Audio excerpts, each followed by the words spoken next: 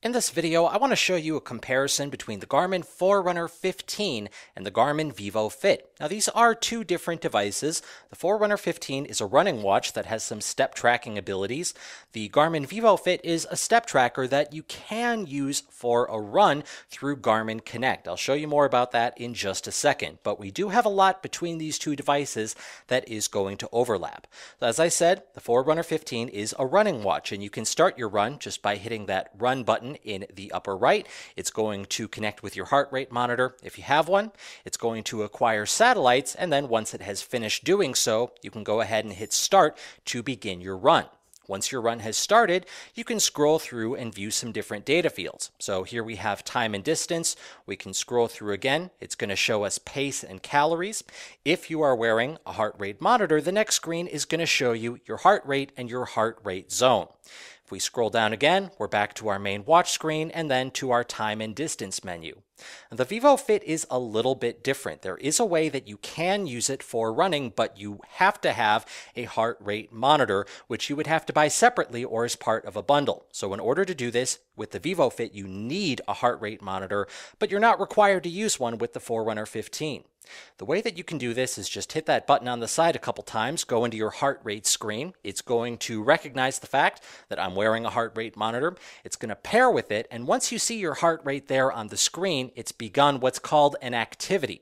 That activity is going to continue for as long as it's paired with the heart rate monitor. And you can scroll through the menus here. You can see that you're not going to get that time and distance and pace that you get with the Forerunner 15.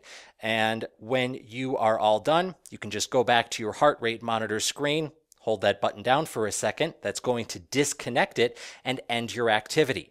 You can access this information when you upload your data to Garmin Connect from the Vivofit, and from there you can call it a run or whatever it is that you've been doing.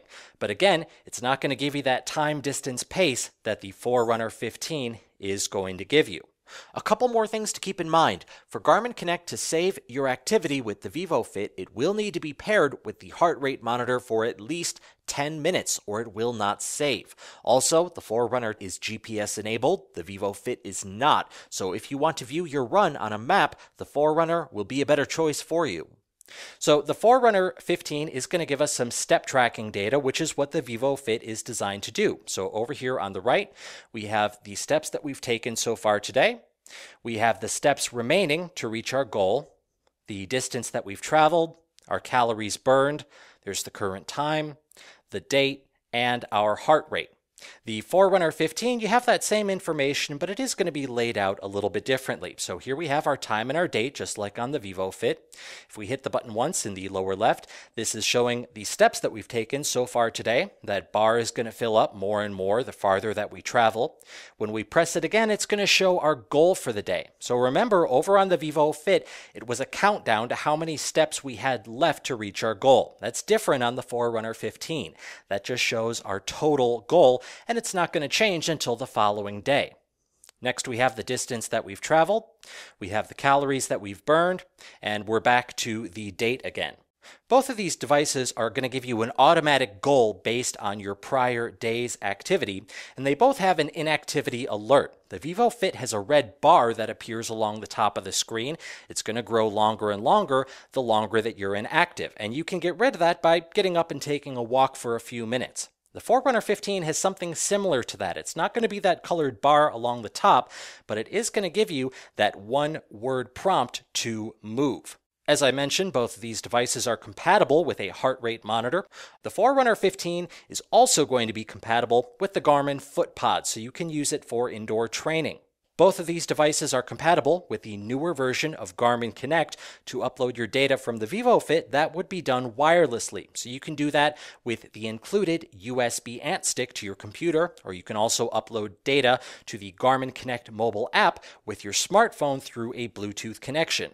The Forerunner 15 does not have wireless upload abilities. For that, you would have to use the USB charging clip that comes in the box.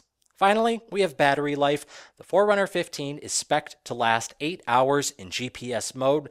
The Vivofit is a little bit different. That actually runs on two CR1632 batteries and is spec'd to last you about 1 year. Well, that's a quick comparison between the Garmin Forerunner 15 and the Garmin Vivofit.